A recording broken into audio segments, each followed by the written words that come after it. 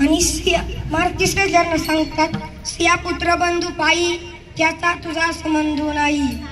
आपण कसा भेदभाव करतो, स्त्रिया दुसरी आहे माझ्या जवळ यायचं नाही, तू ये ते, असं आपण भेदभाव करीत राहतो मुला मुलींमध्ये. आणि चौथ्या चरणात सांगतात महाराज सखा पांडुरंगा विना सेना म्हणे तुझा कोण. हे का सांगतात, कारण आपण असा भेदभाव करतो.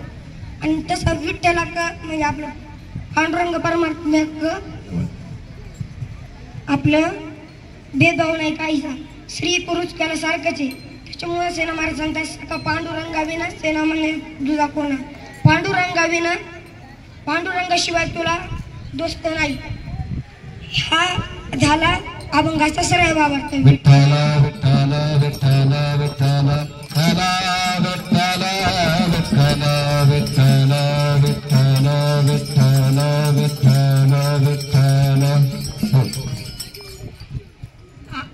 आता आषाढी एकादशी चालू आहे, तिच्यात आपण वारीला जातात सगळं करतात, पण कोण असं वारीला असं निमित्ताने म्हणून जात नाही. काही घरच्यांना काम असल्यावर असं जाते नाही. आपण कसं समोर जर गुळाचा खडा ठेवला तर मुंग्याला सांगायला लागत नाही तिथं गुळाचा खडा आहे ते जा.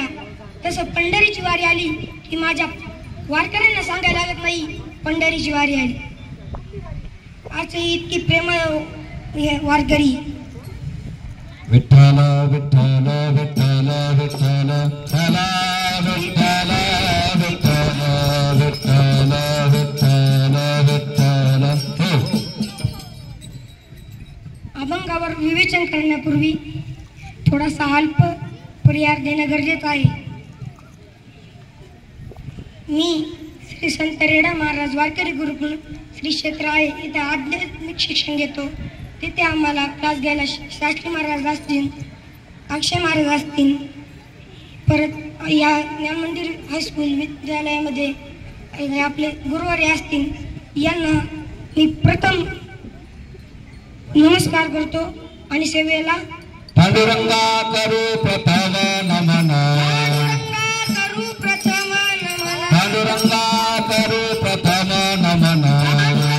करू प्रथम नमन. दुसरे चरणा संताची चरण संताची दुसरे चरण संताची.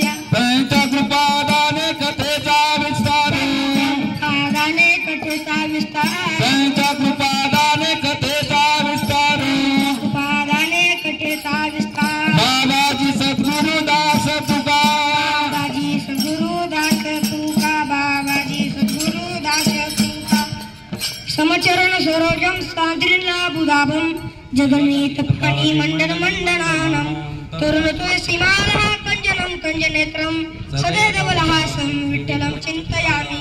ओम नमो ज्ञानेश्वरा करुणाकरा दयाळा. तुमचा अनुग्रह लादलो पावन झालो चराचरी. एका जनार्थ मी कळा कुसळी काही जनेने बोलतो वचने अतिभाविका.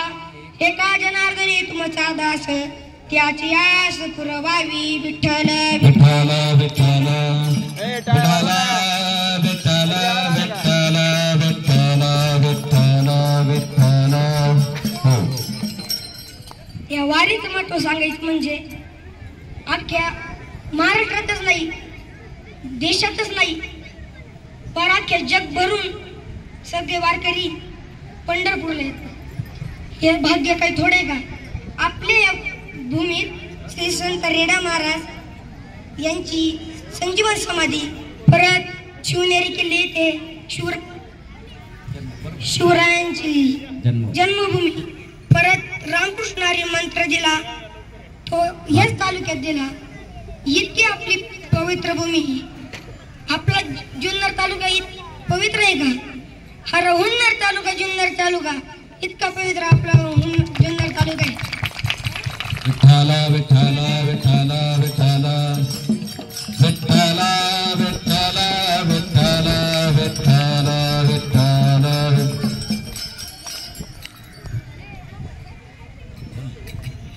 गणपती आता मोहम्मद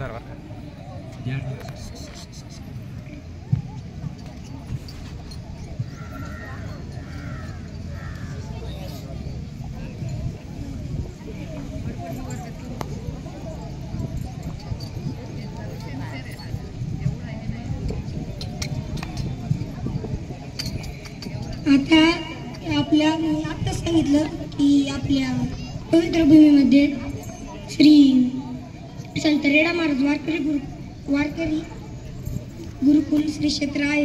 येथील असणारी रेडा समाधी त्यांचा आपल्याला प्रसंग समजून घ्यायचा म्हणजे